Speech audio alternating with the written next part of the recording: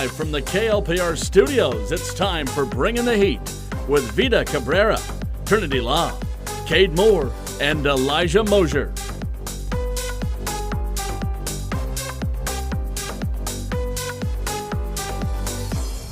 Hello and welcome to the KLPR studios for the sports talk show Bringing the Heat. I'm your host, Kade Moore, and I'm along with Elijah Mosier and Vida Cabrera. Trinity Law is ill today, and she will not be with us. We'll be giving you some March Madness coverage, men's and women's. We'll be giving you some Loper sports action. We'll be bringing you our hot takes at the end. So we were not here last week because of weather, and we couldn't find a time to meet. But we're gonna kind of reintroduce ourselves again. So I'm Kade Moore. I'm a sports communication major. I'm a sophomore here at UNK. And then so Elijah. Yeah, I'm Elijah Mosier. I'm also a sports communication major from Columbus High School originally, and really huge basketball fan. Excited for the show today. And then Vida, this is her first time on the show today. Hey, my name's Vida Cabrera. I'm a freshman. I'm from Hastings, Nebraska, and I'm also a sports communication major. Yeah, so we're going to get you diving right into to March Madness coverage first. And so, Elijah, what was kind of, so we're going to start with the East region. That's the UConn, they're the number one seed. What kind of shocked you in the East region? The East region in this first week of March Madness, well, actually I should say it this way, in this whole span of the last 2 weekends, Iowa State and Illinois have been known for choking early on in March Madness. Neither of them really choked. They both made it to the Sweet 16. Illinois beat Iowa State to make the Elite Eight. That really surprised me. But, I mean, beyond that, UConn steamrolled their way through this division.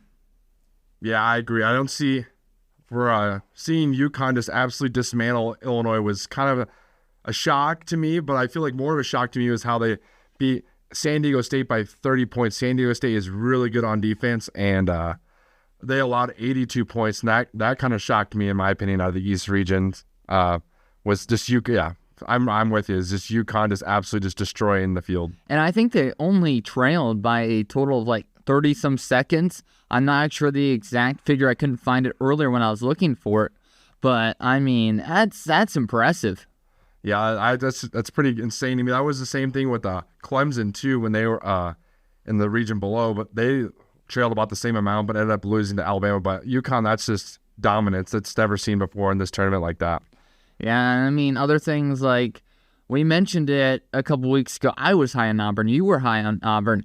And Yale, wow. I mean, props to Yale. I got to give them their flowers where it's due. They lost in the second round. But they beat the SEC champs, and we were talking about this, that this region was going to be the hardest region. It had the SEC champ, the Big East champ, the Big 12 champ, the Big 10 champ. It had all of these top champions from their conferences, and UConn steamrolled their way right through that. And so, to them, they're obviously the favorite heading into the Final Four this weekend.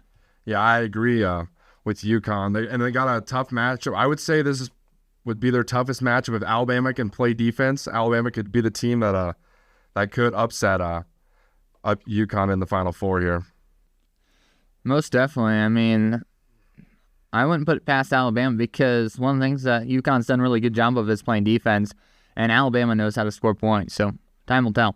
Yeah, Alabama has scored 89 points in their last two games, 89 points against Clemson, 89 points against North Carolina, then 109 in their first round against Charleston, 72 against Grand Canyon in the second round. So they do know how to score. So we're going to get you moved right into that region where North Carolina is the one seed. And so, Elijah, what's your kind of your thoughts of this region here in the bottom left? Was the one seed. Was the one seed, yes. They went down to Bama, and I could not have overlooked Clemson more. That's the number one thing that I am going to say about this. In all my brackets, I did not pick Clemson once, and that is the worst decision that I made. They made the run all the way to the Elite Eight, and what a run for the Clemson Tigers. I couldn't have overlooked them anymore. No, I agree. They lost to NC State in the tournament, in the ACC tournament, right? I think that's correct. I believe that's correct, yeah. So, yeah, I thought, after losing to NC State, they did not look great in the ACC tournament. So New Mexico State won the Mountain West. The Mountain West was the team with the most the conference with the most teams in the tournament this year. So that just no-brainer, New Mexico State. I feel like everybody was on the New Mexico State train, and then so I was like, and then another thing that kind of doesn't surprise me is Arizona choking. So out of that bottom half of that region, I took Baylor to my Elite Eight, in which Baylor disappointed me, in which I thought that was the money pick because Arizona usually never makes it out of the region. So and then Clemson just came out of absolutely nowhere. I had Arizona in a lot of my brackets, and Clemson broke my heart. I mean, it was a crazy region right there. I mean, Grand Canyon got the 12-5 upset, and looking at my note itself, Alabama Clemson, how we've not brought up this, we touched on it, but we didn't talk about it in depth. I mean, Alabama and Clemson, when you say those two teams' names, what are you saying? You're saying, oh, is this the college football championship? That is what's going through your mind. Are we talking football right now? No, we're talking basketball. I mean, where in the world did these two teams come from? Alabama was there kind of all year long, but Clemson just out of nowhere played hot when the time came. Yeah, definitely. Clemson, they were like the team just kind of the one random team that got hot at the right time here in March, and that's when you want to start playing good. But But then I guess you could say Alabama was another surprise team out of this region because there was in the first round there really wasn't that many upsets, and then the Sweet 16 came around, and Arizona and North Carolina, all these top seeds just started going down. So it was, and then also with another region coming up was Marquette losing. So just a lot of upsets happening in the Sweet 16. That's when they started coming here in March.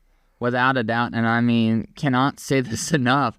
I mean, this was insane, but I don't think it's quite as crazy as some of the other regions that we saw.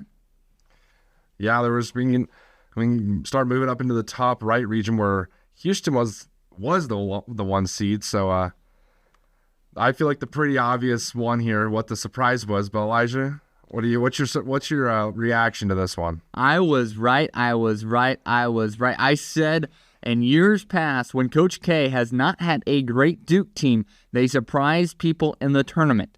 Now is John Shire's second year at the helm. I told you they might surprise some people, and they stormed their way all the way to Elite Eight. You said it a couple weeks ago. You did not think they could beat Houston. That's exactly what they did to make the Elite Eight.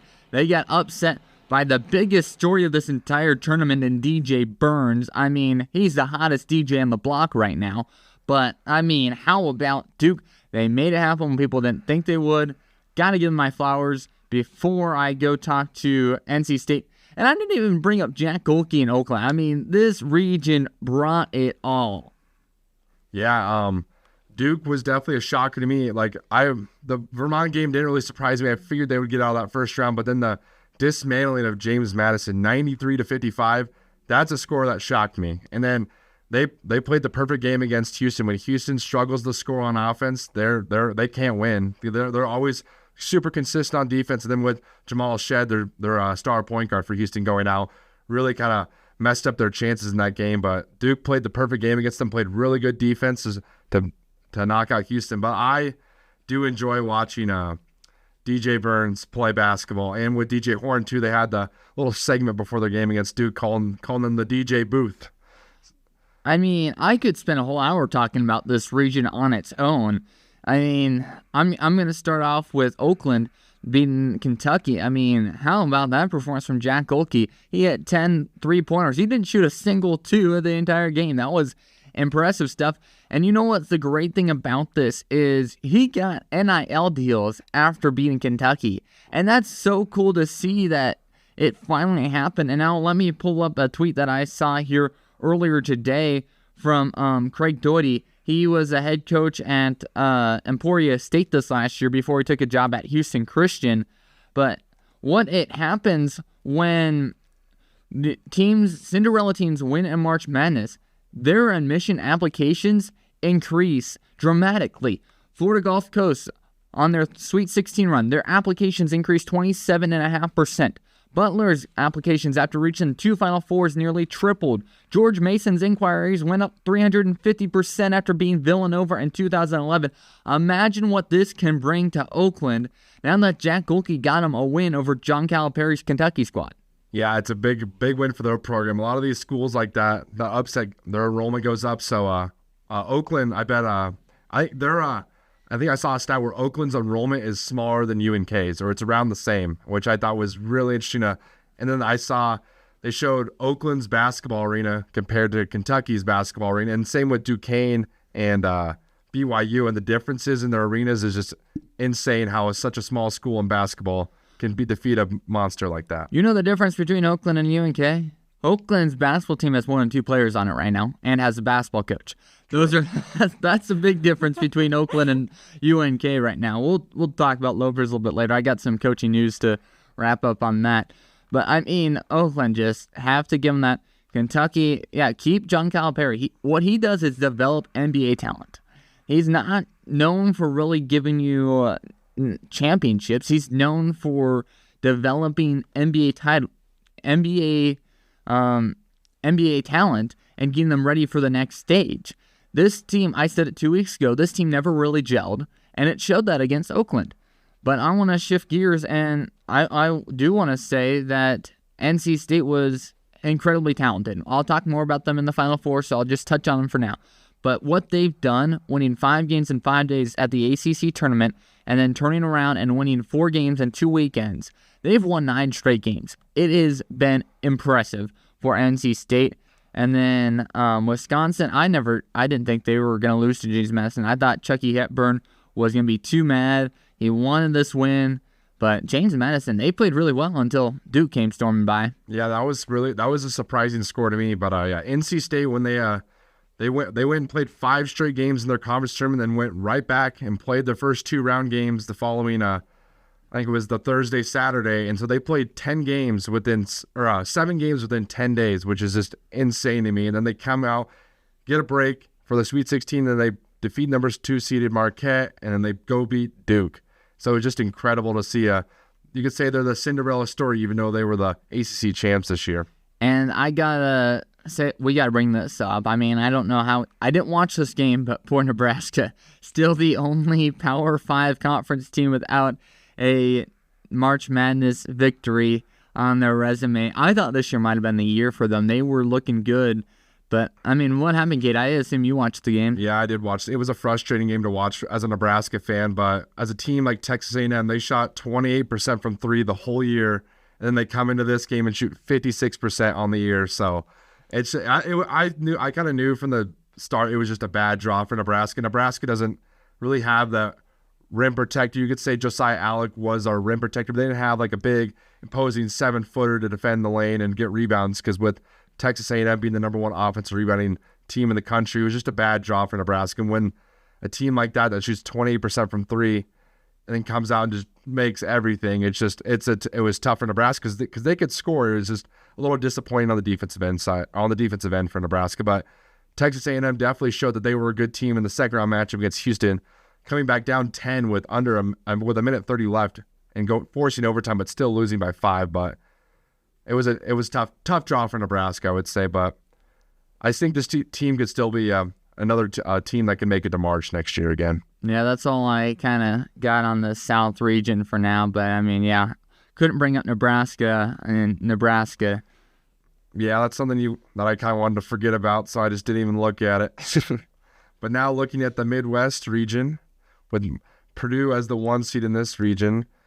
So I'll go first on this one. The team that shocked me the most, but I would say there wasn't a whole lot of shocking things that happened here. But exactly, that's the whole point. Yeah, you could say Gonzaga. Gonzaga looked pretty good in their conference tournament, while losing to St. Mary's.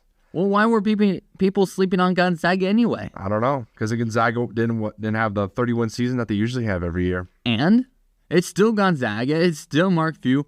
Why did we discount Gonzaga heading into the tournament, Kade? I don't know. That's good. They've made, I think it was 16 straight, Sweet 16s or 17 straight. Exactly. Again, why were we discounting Gonzaga? I don't know. I don't get it, but we all did it. Everybody, after this bracket was revealed, said the Midwest, that's going to be the upset region. Purdue lost to a 16 seed last year. Kansas is injured. Oh, Gonzaga doesn't have it this year. Oh, Tennessee struggles every single year whenever it comes to the March Madness.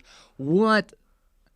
That didn't happen at all. That didn't happen. Purdue stormed their way through this region using Zach Edey. We can talk about the foul calls all we want. Tennessee played really really good basketball for once when it came to March after being knocked out of their first game in the SEC tournament. Kansas beat Samford off of a questionable call that wasn't given to them. But, I mean, Gonzaga was there too. This region played out completely different than anybody expected it to, Cade. Yeah, there was not a whole lot of upsets. The only upset you could really say is Gonzaga over Kansas, 5 over 4, and then the 8 over the 9. And then you could say Oregon over South Carolina, but there's just not a whole lot of parity in this region. But that game yesterday with Purdue and Tennessee was a shootout between Dalton Connect of Tennessee. He was drilling threes left and right, but they had no answer for Zach Edey. But he's the toughest guy in all of college basketball to officiate with. He had 12 foul calls in his way, or for him, and then he only had 1 foul call called on him, which was an outrage for all Tennessee fans. Have you ever played against Isaac Trout? I did in the summer, yes, once. What was that like to try and guard him? Well, he's a little bit different from Zach Edey, but he's a tough guy to guard his shot. He's pretty close. He's 6'10", yeah. He's pretty close. I know whenever I managed Columbus and we had to try to guard him, we were getting foul called on us every single time because there's just no way to guard him. And so I can compare that to Zach Edey right now. Yeah, you could honestly, with those Grand Island teams back in high school, you could pretty much just double team Trout and let the other guys shoot open threes. Sorry for the disrespect to the other Grand Island players, but Trout was just unreal. If you could shut down Trout, you would beat them. Except the luck of Columbus was we would shut them down, and then they nailed all the threes. We just couldn't win. Yeah. But, I mean, back to the Midwest region, I mean, Kansas, Gonzaga won games in which some people thought they'd both lose in the first round.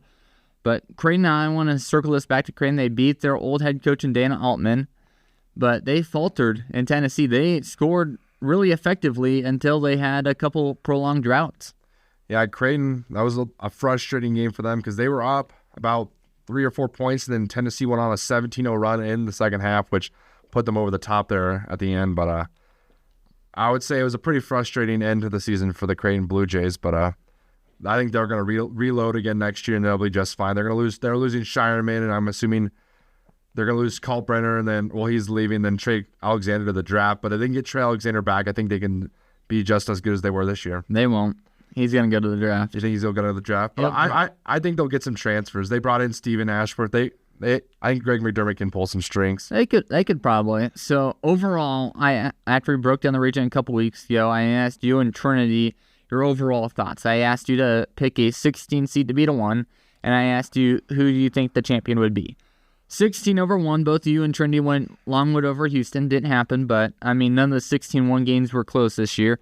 So can't really sweat that one. I picked Montana State over Purdue. I'm feeling horrible about that pick. Montana State didn't even beat Grambling State. That was a horrible pick for me to make. Champions, I had Arizona. It didn't work well. Trinity had North Carolina. It didn't work well. But you had you had UConn, and nobody should be really surprised by that. Yeah, UConn in most of my brackets is the only team in my Final Four. I didn't expect NC State. I picked Purdue to get upset in a lot of mine, and I didn't really want to root for Purdue either. I'm not a big fan of Zach Edey, but you got to respect this game when he's dropping 40 points. He's unguardable, but he's just a very frustrating player to watch how they officiate him. That was a career high for him too. Yeah, because he had 40 points, and then I think he had 17, 18 rebounds. It was a very impressive performance for him. But yeah. I kind of want Purdue. I want to see a Purdue versus a UConn matchup in my moving on, but that's. Well, here's about this. I mean, anytime a 1 seed has lost to a 16 seed, they've won the national championship the next year. It's only happened once. Virginia. But it's happened every time. Yeah. So can Purdue make it? I mean, I'd be interested to see them play UConn, but it'd be more fun to watch America's man and DJ Burns just hop around on the floor. Did you watch the awkward interview with Evan Washburn where they gave him ice cream and he's just like, I don't really know what to do with this? I did not see that. No, you didn't see that? I did not. Was it after their game? After their first game, Evan Washburn, reporter for CBS, learned that after road games, they get ice cream. Huh. And so he got DJ Burns ice cream, and Burns didn't really know what to do with it. He just kind of stood there awkwardly, and after his interview was over, he gave it to somebody in the crowd. Yeah, I guess. Well, he was trying to fit in like Evan Washburn was, but I had no idea about that. But I don't know. It'll be an interesting Final Four on Saturday, which I'll be doing the softball games on Saturday, and then hurry quick back to the studio and get the games on at my house. Oh, yeah. I mean, give me Purdue and UConn in the championship game. That's going to be my bet. Yeah, let me look at I think that's going to be my bet, too. I want to see a Donovan Clingan versus Zach Edey matchup in the post. I don't want to see it, but I'm betting it's going to happen. Yeah, well, I want to see someone I was hoping someone would give a matchup to Zach Edey that's someone on the same height. You could say playing field height as him. So, because I want to see Creighton versus Purdue. I want to see a Ryan Colbrenner versus Zach Edey. I guess he's going to get a DJ Burns versus Zach Edey, but DJ Burns is, 7 inches shorter than him still. But with Clingan, he's 7'2", so 7'2" versus 7'4". I would want to see that matchup, and the guard matchups in that game would be probably the best two in the country. So that'd be interesting to watch. Another fun men's tournament almost done. Yeah, it goes by way too fast in my opinion. But we're gonna get moving on into the women's tournament. The women's tournament has usually not as much parity as the women's or as the men's tournament, but looking at the top left region with South Carolina, what's your thoughts here, Elijah, on the regional one in Albany? Well, Trinity, you and I all had South Carolina winning it all. Not even just getting out of this region, but winning it all. My bracket is still pretty flawless throughout this whole thing. My only difference was like a game here and there. I picked Florida Gulf Coast as just a upset just because I didn't know anything, just trying to get an upset in there. But I had Nebraska beating Oregon State and Notre Dame before losing to South Carolina. It didn't happen. But I just tried to play that card, see if they could go there. They couldn't really. But South Carolina, still very dominant. Indiana gave them all that they could really handle, though. Yeah, Indiana. Well, that was kind of a surprising score to me. I didn't think Indiana was even going to get by a 5-seed Oklahoma. But I was watching the Nebraska. I was just glad the Nebraska Cornhuskers in this region were able to go 1-1 against Texas A&M, which that was a lead Nebraska almost lost, and Texas A&M had a last-second three-point shot to take the lead and win it with a buzzer, but did miss. But then Oregon State with an upset over Notre Dame, which was a surprising upset for me too. Then South Carolina just was pretty and then dominated them, Oregon State in the Elite Eight matchup. So who wins Trev Albertson if it goes 1-1? Well, you could probably say Texas A&M wins then because they have more money. Yeah, they have more oil money. They're willing to spend more money. Yeah, all the oil money really helps out them down there in the Texas. But down in the bottom left region, the Region 4 in Portland, Texas being the 1 seed. Not a whole lot of upsets in this one, besides the surprise team being the NC State Wolfpack. Both NC State Wolfpack teams making it to the Final Four. It was pretty impressive for that school as a whole. How about NC State? I mean, that whole campus in Raleigh is just buzzing right now. They don't know what to do. I mean, it's stunning. I had Stanford over Texas to make it to the Final Four, but NC State, once again, just trying to bust my bracket. That's the only Final Four team I didn't get. I was not expecting NC State to do that. I actually had them losing to Tennessee as well.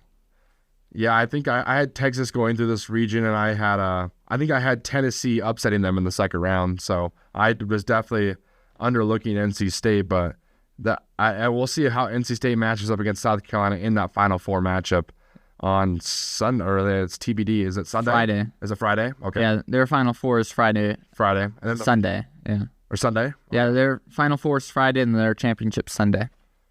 Yeah, the 5th. Yeah, coming up here is Friday. Yep, That is right. And then the men's will be on Saturday, Monday. Gotcha. Yeah. But yeah, I watched that Stanford-Iowa State game too. That was a pretty good game. Yeah. I've been trying to keep track of the men's and the women's tournament, but it is just a handful trying to get back to both the women's and the men's, watching all of them. But I've been primarily focused on the men's for the most part, but I've been tuning into a couple of the games that my aunt was doing in the next region we're going to look at is the Region 2 in Albany, the 1 seed being Iowa. So kind of looking around, what kind of stood out to you? I'm so glad that LSU beat UCLA. I am so excited to watch the rematch of last year's championship in Iowa and LSU tonight. That one should be an electric match. Clark versus Reese, and I mean, it'll be fun. I mean, Middle Tennessee kind of took away the Louisville revenge game against Haley Van Leith, but I mean, besides that, I'm not too disappointed with how this region played out. I think I had every single result this way, minus that Louisville game. Yeah, I was kind of hoping to see Louisville versus LSU again, which that was a matchup everybody was kind of looking at, but then they lost a close one there. Even LSU struggled with Rice in the first round, and then LSU took care of business, which Creighton against UCLA. Creighton was leading in that second half against UCLA, but UCLA has a big girl that Creighton just doesn't have the size to deal with, and then she played pretty well and kind of took over there in that second half. And then the game that I watched pretty closely was the Iowa versus West Virginia game, and that game got a lot of backlash on Twitter about I'm on the side of the Twitter poll here on the Twitter side. There was no way the refs were getting out of that stadium, and Caitlin Clark's last time on their home floor at the Hawkeye Arena. There's a name for it, but there was I saw a little bias towards the Iowa Hawkeyes in that game in my opinion. And you don't see any bias towards Zach Edey. It happens everywhere. Yeah, but you're gonna see bias no matter where you're at. It's just gonna happen. I don't want to hear just Caitlin Clark gets the bias. I just don't want to hear it. Yeah, but I'm not saying that. I'm saying West Virginia outplayed Iowa in that game. They did, and they got. They shot 20 less free throws. Going back to the men's game, if it was Kansas who was running up on that, and then Stanford got the block, well, yes, we saw that Stanford got called for the foul. Other way around, we wouldn't have seen a foul because that's going to be a bias no matter what happens. Which was not a foul. But you're always going to see a bias. It's always going to exist. Which is unfortunate. It makes the lesser a product, but it's the name of the game with even in the pros as well. It's unfortunate, but it happens everywhere, and we always try to bring it up that there's a free throw discrepancy. They also play different styles. They do play different. But how many times did you see West Virginia driving to the hoop? A lot. They shot a lot. Okay. I'll let you have it then. Did you watch the game? I tuned in at the very end. I didn't quite catch the game. Okay. But I did hear I heard all the arguments. But yeah, it was, I don't know. At least from my standpoint, it looked a little fishy, but it does. It does. But I get what you're saying though. There definitely is a bias because you can stay with the. It's gonna look fishy. I mean, yeah, in the NBA with the Lakers with LeBron, their free throws are mountains high. The national media never talks about the Timberwolves in the NBA. I mean, it's because they're going to be written out of the playoffs. It just happens. Like, there's always a bias. I don't care. True. I see it everywhere. Yeah, but it was just unfortunate. I just felt bad for them because I felt like they played a good enough game to win. But can we talk about Paige Beckers? Yeah, we can. We can move on to the Region 3 in Portland. Because nobody talks about Paige Beckers, and I think she's a better player than Caitlin Clark. Yeah, she's definitely a better. I feel like she, a better overall, just all-around player. Yeah. So, what do you know about her? She doesn't complain. She gets the hard work done. I saw this tweet earlier today about one of the things that she was saying. Cutting, the faster you cut gets more of your teammates open. The harder you cut, the more teammates that get. The harder you screen, the more teammates you get open. She is a teammate player. She may average 22 points a game, but she plays for her team, and she plays with her team. And I think she's a better player than Caitlin Clark, even though Clark averages more points. But we don't hear anybody talking about her, Paige Beckers. We only hear Angel Reese and Caitlin Clark because those are the players who make noise and make stuff on the court. They are the ones who are complaining about calls that don't go their way. And so we hear about them instead of the true players that are playing really hard. I saw some good comments from Haley Van Leith in The Athletic. They had a great article where she opened up about how this year has been hard for her ever since she left Louisville. And it undoubtedly has, because she hasn't really had the same role that she had in Louisville.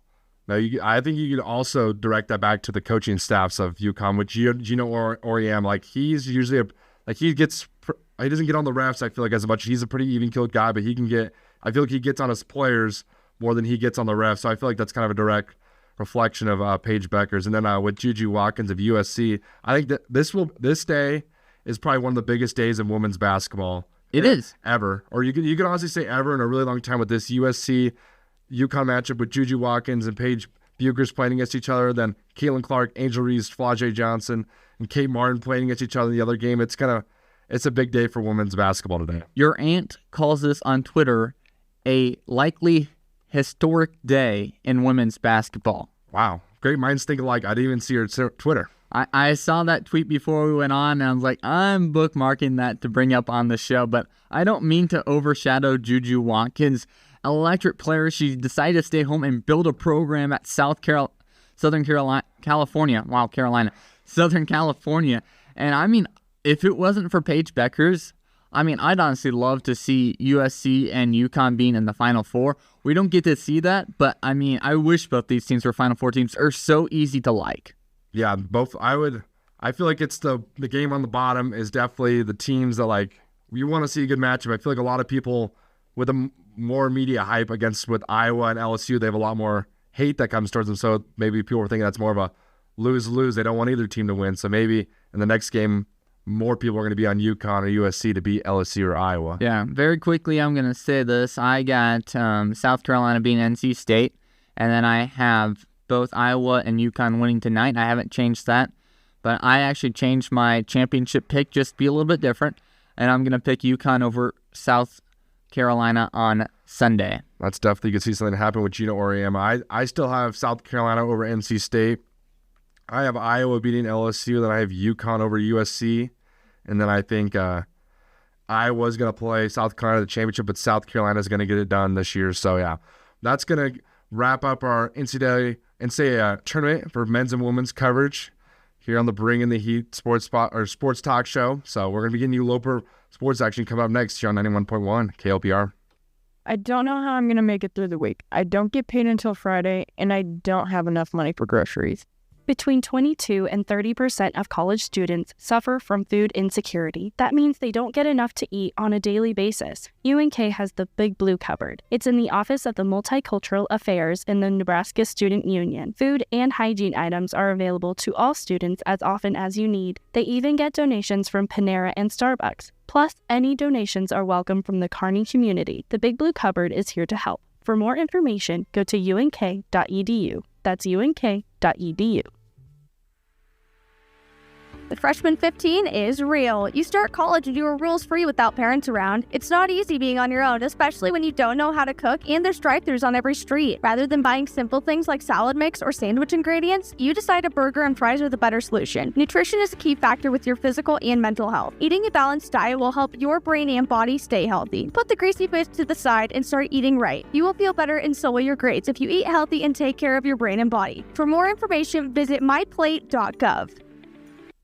Grandpa is getting older and he keeps forgetting my name, but he never forgets his morning coffee. I started drinking coffee in college so I could stay up to study, but I kept it up after college because it helped me stay on top of my stressful job. An unhealthy amount of coffee throughout a day can change a lifetime. Grandpa, are you okay? Increased coffee intake can lead to a higher risk of memory loss and heart disease. If you or someone you know is consuming too much coffee, visit mayoclinic.org or call 507-284-2511. Oh, man. These chips are so good. Hey, why don't you try eating some of these instead? Fruits? Vegetables? Why would I snack on these when I have a perfectly good bag of chips right here? But these are so much better for you. Did you know that creating healthy snack habits along with a healthy lifestyle can actually increase your lifespan, health, and give you a happier peace of mind? Just remember, the frequency of your snacking and the quality of your snack matters for your long-term health and wellness. Hey, you're right. I do feel better after eating these. I feel like I can do anything. I'm on top of the world! Well, maybe not everything. Distractions now join alcohol and speeding as the leading causes of injury or fatality while on the road. 1 in 4 motor vehicle accidents in Nebraska involve a cell phone at the time of the crash. The Nebraska Safety Center on the campus at the University of Nebraska at Kearney reminds you to put the phone down and drive. Keep the road safe for you and safe for Nebraskans. For more information on safe driving tips, contact the Nebraska Safety Center at 308-865-8257. The Nebraska Safety Center, keeping Nebraskans safe one day at a time. Welcome back to the KLPR studios on the Bring in the Heat sports talk show. Here, I'm your host, Kade Moore, with Elijah Mosier and Vida Cabrera. So we're going to be getting you some Loper coverage. of the sports going on in the spring season right now. So we're gonna go with Loper track. They had their first home meet, and Rylan Pizard broke a 32-year-old javelin record, and the 4-time national champion Wes Ferguson turned into one of the best Division II's top 800 times. So what are you seeing here on the track team, Elijah? I mean, it was their first of 3 home track meets, and they've performed really well in the Central Nebraska Challenge at Kearney High School. And I think it was a good start because you got to keep in mind the fact that it is just one of the first few weeks of the outdoor season. And so people may not be quite at the top of their game quite yet. Of course, they have their indoor season, but as a few people will remind you that it's completely different. You actually have weather affecting you, but some good results here from the track team to start out the weekend, Vida. Oh, yeah, definitely. I wanted to go watch the track meet, but I ended up being busy, so I couldn't go watch it. I was upset with myself because I really like watching people like do the things they do because, you know, it's really cool how they just jump over those bars and hurdles because I'm like, if I did that, I'd probably fall over. No, yeah, it's something that me and my dad enjoy watching. My dad, he says he loves watching the track and field athletes compete on whether it's on TV. He'll always have it on the TV because it's pretty impressive what they can do at such a high level at the national level. So is there anything else on Loper track that we want to mention here? I'm trying to see what else we got here. I mean, I wish I just had a list full of results and big numbers. I mean, I was seeing it from the UNK track account today that they had a lot of gold standard qualifiers, which are nationally recognized performances. Alex Garaki at shot put, Turner Scrow and discus. Alex Garaki also had it in hammer. Rylan Bassard and javelin. Kenyon Forrest and javelin. Evan Prohaska and javelin. White Hammond and javelin. And high jump, Wes Ferguson had 800 meters. I got ahead of myself there. Nolan Studley in high jump. Braden Sorensen and Brianna Russell in high jump. Alex Holman in pole vault. And so there was a ton of really good results from the track team just this weekend. And I think this was just the second outdoor meet of the season for them. Yeah, seeing that throw of 212 feet and 9 inches is an insane on his first attempt in javelin from Bassard. So that's just crazy far and super impressive that he threw it that far and broke that record, the UNK record. But he's left-handed as well, and he's a specialist on the Loper football team. I think I just have breaking news going back to our first segment. I think Crane guard Josiah Dotzler has just entered the transfer portal. Which is that's not surprising because I thought he could have got a lot more playing time this year because at Bellevue West, he was a standout guard for them. The tough thing about news today is the fact that it's April Fool's Day, and so I can't tell what's true and what's not. And so, whenever I have a couple basketball things too, but we had the MIAA champion Northwest Missouri State. Their basketball coach just left today as well, and so we can get to that a little bit later. But I don't know what was next on your docket, Kade, after track, or if anybody else had anything on track before I broke news that I just saw scrolling through my Twitter. Yeah, that's a very interesting. Maybe he's going to be a Cornhusker, possibly. That's what every Nebraska fan's probably in the comments saying, "Go Big Red," you know the move, and they're going to put a bunch of Nebraska edits right under it. But we're going to move into Loper softball now. The Loper softball team is sitting at 13-20 and 1-9 in the MIAA conference. They're on a little bit of a losing skid right now. They've lost 6 straight, but they have lost to some pretty tough opponents as of late. But they lost to Fort Hays State, which was a tough loss for them, you could say. But then over the weekend, getting run ruled in 4 straight games, but that was to number 11 Pitt State in back-to-back games, 4-12 and 2-10. The first one in 5 innings, the second one in 6 innings, and then the Missouri Southern game, 0-14 in 5 innings. The Missouri Southern 0-8 in 5 innings. So you did the Fort Hays State game, Elijah. So what were your first direct thoughts after the game and during the game? During the Fort Hays game, my first thoughts were, man, it's cold out here. That's usually out there. At Patriot Park, it's never been not windy out there when I've done a game. That was my first initial thoughts. But I mean, watching them play against Fort Hays State, they had some pitching issues. I mean, it was cold. They had a lot. They gave up a lot of walks early on in the first game, and they battled hard in the second game. But they gave up a big seventh inning to Fort Hays State. And so, like, this team just needs to find their way around the bats. Because if you notice, the amount of runs that they scored in their last 6 games, 1 run, 2 run, 4 runs, 2 runs, 0 and 0. Like, that doesn't win you softball games. And so they just need to figure out where they can get some of that scoring from. And it's a rough weekend for them. They played number 11 Pittsburgh State and number 28 Missouri Southern in 4 games. And those are 7-inning standard games.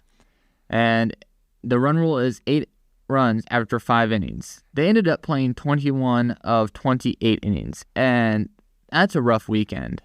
And so now let's put this last weekend behind you and try to restart and rebuild and get going again and find some of that success from early on in the season. Definitely. One player that I've really been, I think has been helping really carry this team is Mary Schwantal. She's really been putting in the effort and putting in the runs to try and get the Lopers as much point as possible. But it's usually like what a lot of people say, you can't just rely on one player to carry the team. If you're going to do it, it has to be a team effort. But you can tell that Mary Schwantal has really been. Especially in baseball or softball, you can't just rely on one person. That's really a team sport. Yeah, you really can't just, unless you have an insane just pitcher-catcher duo that can just carry you through. But if you can't score runs, you're not going to have a lot of success. But that's just a tough scoreline in that second game of the Fort Hays State game.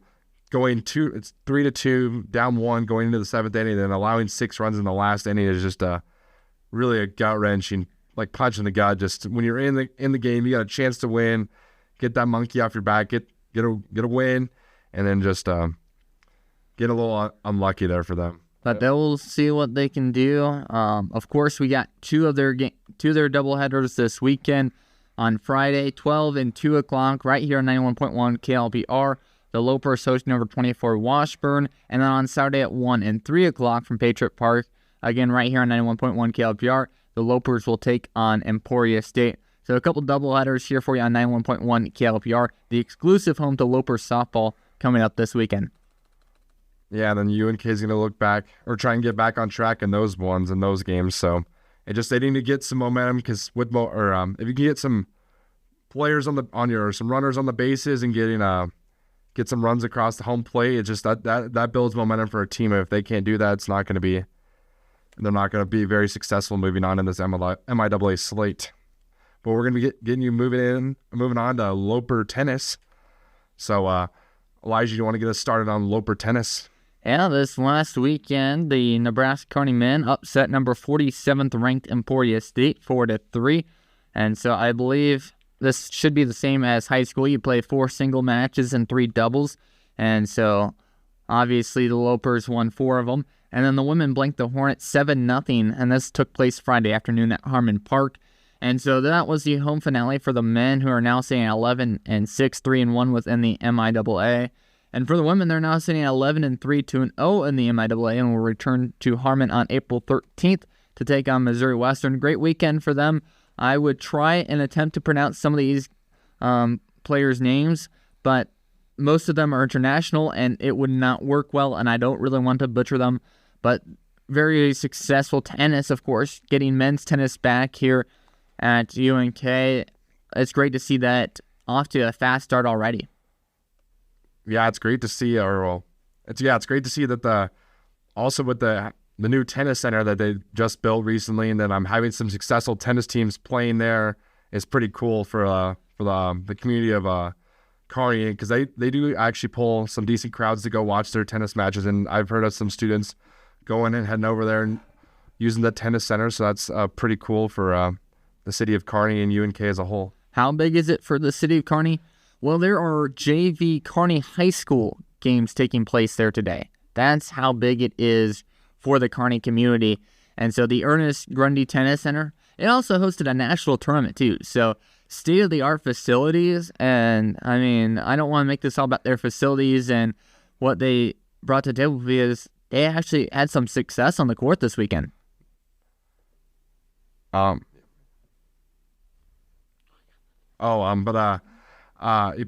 super cool. It's something for UNK to show off, is their tennis center, and so that's something to put your head on, put your hat on, you should say, for if you're a Loper fan. Yeah, and really quickly, I want to touch on the MIAA Commissioner Cup standings. So these basically rank the top athletic programs across the MIAA. Leading it should be a surprise to nobody. The football champions, as well as the women's basketball champions. Pittsburgh State and the Gorillas lead at an average points of 12.4. And second, Northwest Missouri State, the basketball champions, at 11.1. Third, Fort Hays. Fourth, Central Missouri. Fifth, Washburn. And all the way down in ninth out of 14 teams, Nebraska Kearney comes in averaging 7.3 points. And that, of course, it wraps up what we have seen so far this year. The football team just couldn't really get going into Ryan Held in this first year. The men's basketball team had their struggles. The women's basketball team, they looked all right, just couldn't quite get over the hump. And so it was just kind of a mediocre athletic season so far for the Lopers. Besides the one team that did perform well, like they always do, is that count the wrestling team as well?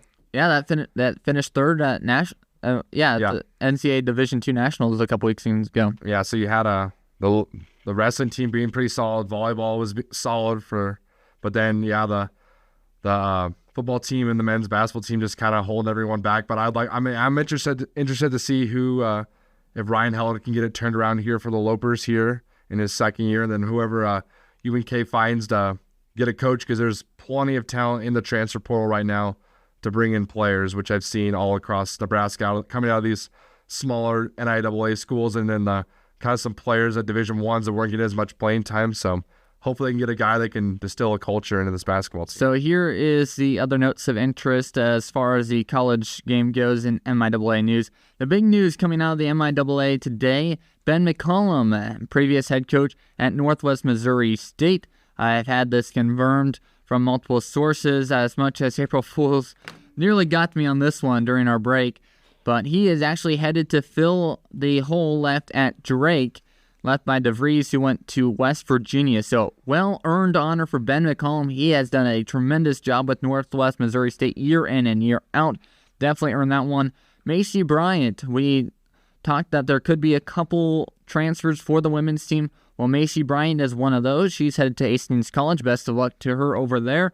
And then I've heard some rumors. I'm not sure how true this will be, but I'm hearing that a new men's basketball coach shall be hired in the next week. We'll find out by Monday if that was right, but a couple of my sources have indicated in this week we might see a new men's basketball coach. I've heard that it might be down to 3. I'm excited to hear that. I haven't really looked into that much, but I'm excited to see who they bring in, because if they bring in the right coach, I've talked to some kids that I'm close with that would consider coming and playing at UNK, and they're talented basketball players. So I'd be interested to see if they can bring in the right guy that can bring in these good recruits. And currently there is nobody more in the transfer portal. It's still just Clayton Moore and Tom Cannelli on the roster. And none of the players that enter the portal have committed anywhere yet. So that is what I know. Yeah, so if they can if they can bring in the right coach, maybe they can get a couple of these former Loper players that are the transfer portal to come back, and maybe we can get something going here in the next season in the winter. So that's going to wrap it up here with our Loper coverage here on the Bring in the Heat. We're going to be giving you our hot takes on the other end of this side, right here on 91.1 KLPR. Today is the perfect day to take a chance and change a life.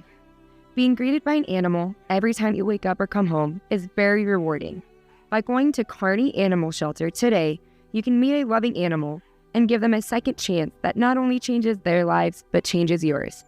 For more information, please visit www.kearneyanimalshelter.com or call 308-237-7387. I've been skipping meals to try and lose weight and reach my fitness goals. I wish I wasn't, but I have been skipping meals because I don't have time with my busy school schedule. Whoa, you guys have it all wrong. Skipping meals can actually cause an increase in body weight due to a decrease in energy. Additionally, an irregular eating schedule that includes skipping meals can disrupt the body's internal clock, causing poor sleep and an inability to focus, leading to poor academic performance. Make it a priority to eat at least 3 meals per day to reach your full health potential. Cystic fibrosis is a life-threatening genetic disease that affects 30,000 people in the U.S. 1,000 new cases of CF are diagnosed each year, and there is no cure for the disease. The Cystic Fibrosis Foundation has been dedicated to improving the lives of people with CF since 1955, in hopes that one day they can find a cure to this deadly disease. Join the Cystic Fibrosis Foundation in their efforts at www.cff.org or your local chapter to donate or join the cause. Help the Cystic Fibrosis Foundation and help those living with CF to find a cure today. Oh my gosh, did she really just say that? What? Let me see it. Hey, watch out! On average, there are 400 deaths per year caused by texting and driving in the United States. So, next time, wait until you aren't behind the wheel to send that text. Your life and the life of others could depend on it. For more information, visit www.crashstats.nhtsa.gov. Hello and welcome back here to the KLPR studios on the Bringing the Heat Sports Talk Show. I'm your host, Kade Moore, along with Elijah Mosier and Vida Cabrera. We're going to be giving you our hot takes here on, because we're always bringing the heat here on 91.1 KLPR. So, Elijah, what is your hot take that's going to happen in the next week? My hot take this week? Well, first I want to start off with a recap of a couple weeks ago. A couple weeks ago, our hot takes, I said that New Mexico would advance to the Sweet 16. They couldn't even win one game. That was pretty disappointing on my end. Kate had Duquesne go into the Sweet 16. They got one win, but they didn't quite finish it off. And then Trinity had South Dakota State beating Iowa State, which didn't quite happen either. For this week, my hot take, I decided that I'm going to go with a women's March Madness one. And I'm going to say Paige Beckers will outscore Caitlin Clark either tonight or Friday night if they both win tonight. That's what I'm going with. I think that Paige Beckers is a better player than Caitlin Clark. I'm going to stand by that one. And I want something a little bit more spicier. I think she might step up when the time matters most. I think Caitlin Clark's been kind of getting a little more help from her players as of recently and her teammates. And I don't know. Clark averages 31 points. Beckers 21. I was just going out on a limb on this one. We'll see if it comes true. If it does, I'll be jubilated. If it doesn't, oh well, I messed that one up and I'll start 0 for 2. Vida, what do you got this week?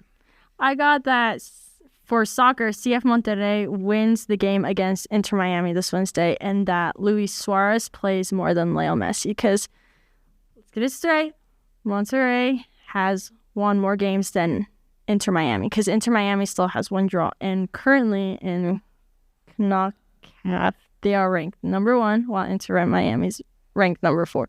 And Luis Suarez has had more playing times than Leo Messi, which has got everyone questioning, does Inter Miami actually need Leo Messi? And everybody's like, oh, Cristiano Ronaldo, Leo Messi, the biggest clash, who's better? But you have to remember that Luis Suarez basically trained with Leo Messi. So he's almost like at the skill that Leo Messi's at. Inter Miami needs Lionel Messi. Do you know the amount of popularity that's brought Inter Miami? Inter Miami has the popularity of 20 MLS teams combined. I don't know if that's true or not, but it's basically true. I mean, Lionel Messi is the greatest soccer player of all time. And so, of course, they need him, at least as just to be their Caitlin Clark and be their face. That's what they need. Be their marketing person. And so, I mean, I don't mind that. I love how you said Monterrey, too. Yeah. Monterrey? Yes, you hit it. I can't do that. I can't hit the authentic one. But, I mean, I'm interested to see if that develops. Kate, what do you got?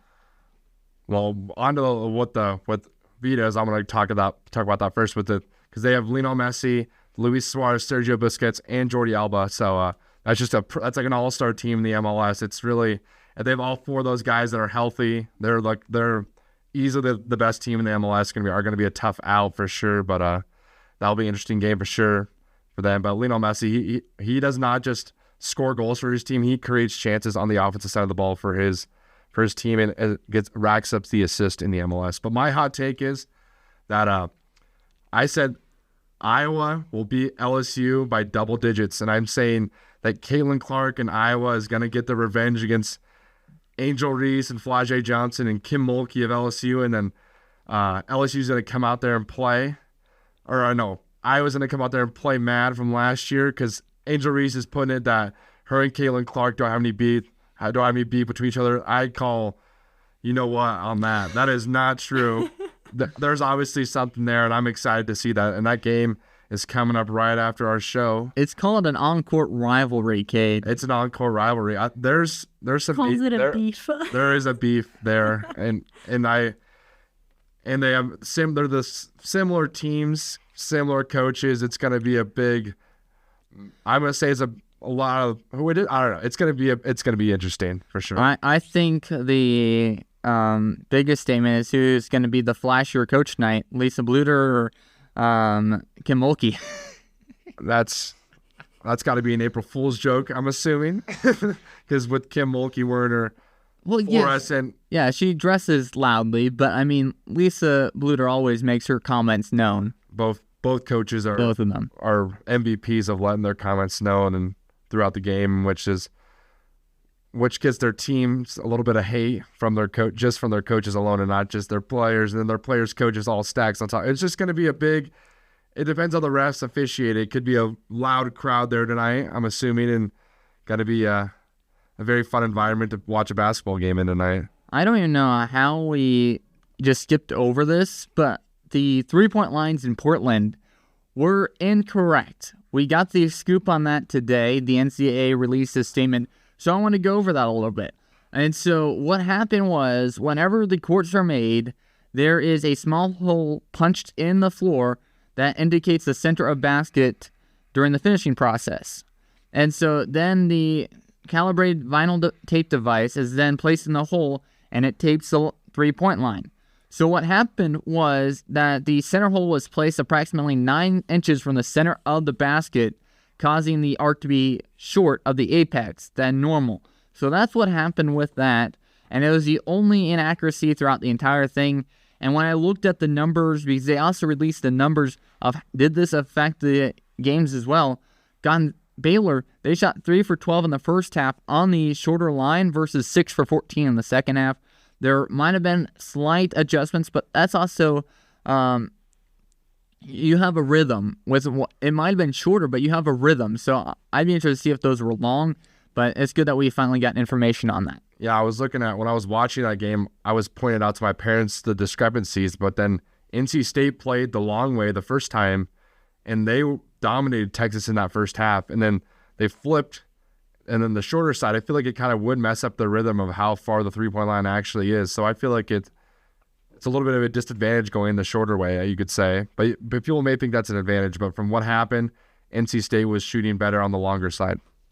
For sure. And, I mean, you mentioned it last show. We were talking about the NIT, and I was just excited that Minnesota made it. You were excited to see Indiana State play Minnesota. I was unfortunately driving during that game, so I didn't get to watch it. But Indiana State, they made it to the semis of the NIT. I mean, impressive for them. And what I said last time is, if you're mad about not getting to the March Madness and to the big dance, best thing to do, go win the NIT. Show them that you deserve it by winning some big postseason tournament. And so, yeah, I don't know who Indiana State's all bringing back next year, but if they're on the cusps like they were this year, if they're a 30-win or like a 27-win team, I think, and they come out here and maybe win the NIT, I feel like that's going to change the committee's opinions on the bracket making next year and putting them in, because I feel like they were a team that could have got in over Virginia, and also with Seton Hall too on the other side. Seton Hall is all the way in the semifinals too, and they were a team that I think should have got in. But I think they should have had Virginia's spot. I think so too. Either one of them. I think Seton Hall for sure, because Seton Hall beat some pretty good teams throughout the year in the Big East. So I don't know. I think both teams should have got in, but it's tough to say who gets in. But Indiana State is a very, very fun team to watch. They play fast. They shoot the ball. They play together. They're a fun team to watch. And a couple stragglers of notes before we ran out of time. I got to correct myself from a couple weeks ago. I said Sam Hoiberg entered the transfer portal from North Dakota State. Sam Hastreiter, I got the last name wrong. Oh. I fact-checked myself, and so I did need to issue a correction on that. And then Tri-City Storm head coach Anthony Noreen has announced that he has been hired at Miami, Ohio to take over the hockey program over there. He'll stay with the Storm through the remainder of the regular season and the postseason, which they have clinched their spot in the postseason. So good luck to Noreen and as he continues on with his coaching endeavors, and good luck to the Storm as they continue their season. And so I think we're just about out of time, Cade. Yeah, that's going to wrap it up here on Bringing the Heat. Again, I'm Cade Moore along with Elijah Moser and Vida Cabrera. Thank you for listening. We'll be back same time next week, 4 to 5 on Monday. Thank you for listening on 91.1 KLPR.